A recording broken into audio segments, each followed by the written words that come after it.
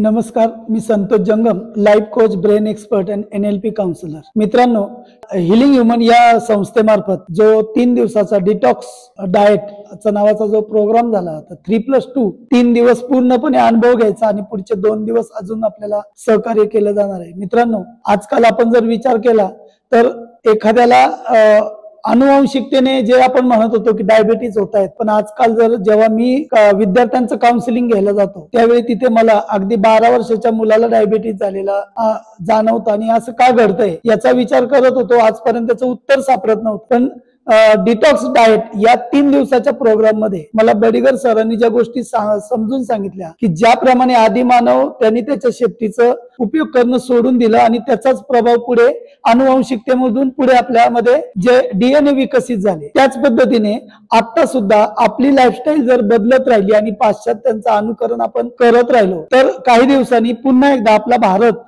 आता डायबिटीजचं हब होत चाललंय, कॅपिटल होत चाललंय। मग जर आपल्याला त्याच्यापासून आपल्या भारताला वाचवायचं असेल तर आपली सगळी पिढी वाचली गेली पाहिजे, पण म्हणून पिढी वाचली गेली पाहिजे असेल तर त्यांचं डाएट सुधारणं अत्यंत आवश्यक आहे। आणि म्हणून हिलिंग ह्यूमनने जो प्रोग्राम आणलाय की आपलं डाएट कसं असावं, आजपर्यंत प्रत्येक जण वेट लॉस करायचं किंवा वेट गेन करायचं त्याच्यासाठीच डाएट असायचं, किंवा एखाद्याला बीपी आहे किंवा एखाद्याला शुगर आहे त्या संदर्भात डाएट उभे केले जात होते। पण तुम्हाला आम्हाला पूर्णपणे निरोगी कसं राहायचं आणि निरोगी राहत असताना मला पुढे भविष्यामध्ये कुठली पावलं उचलावी लागेल तर हे सांगण्याचं काम गेले 3 दिवस अगदी उत्कृष्टपणे ABCD नुसार, म्हणजे अगदी मुळाक्षर गिरून घ्यावी अशी आम्हाला 3 दिवसामध्ये बडिगर सर आणि त्यांच्या पूर्ण टीमनी सांगितली। मित्रांनो, मी पुन्हा एकदा म्हणेल, मी पहिल्यांदा खरं आता आलो तर चला आपण पहिल्यांदा अनुभव घेऊया। बऱ्याच वेळा जायचं म्हणत होतो, पण काही ना काही कारणाने हा प्रोग्राम पुढेच ढकलला जात होता। पण आता प्रकर्षाने अशी जाणीव होती की गेल्या 4 महिन्यातच मी हा कोर्स का नाही केला, किंवा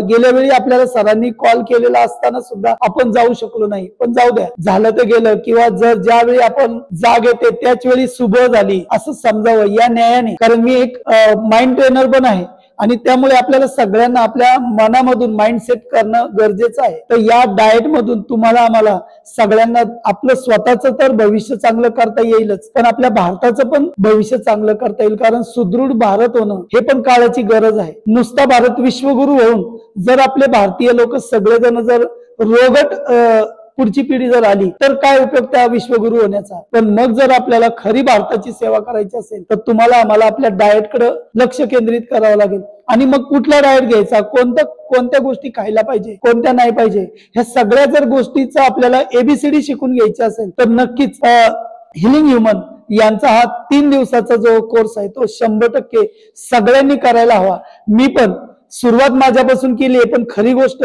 माझ्या फॅमिलीला मला इथं आणणं अत्यंत आवश्यक आहे, कारण आपल्या मुलांना, आपल्या फॅमिलीला, आपल्या पत्नीला हे सगळ्या जर गोष्टी कळल्या तर आपल्या दैनंदिन जीवनामध्ये ते डाएट फॉलो केलं जाईल। कारण बऱ्याच गोष्टी आपल्याला म्हणजे जशी आर्थिक निरक्षरता असते किंवा साक्षर निरक्षर हा प्रकार असतो, तसं आरोग्याच्या बाबतीत सुद्धा तुम्हाला आम्हाला प्रचंड अज्ञान आहे तुमच्या आमच्यामध्ये, कारण आपला भारत देश असा नव्हता, आपली भारतीय संस्कृती अशी नव्हती। आपले पूर्वज धडधाकट होते, चांगलं तूप खाऊन रूप आलेलं आपण जे म्हणतो की त्यांनी खूप चांगलं तूप खाल्लंय म्हणून त्यांची आरोग्य चांगलं आहे।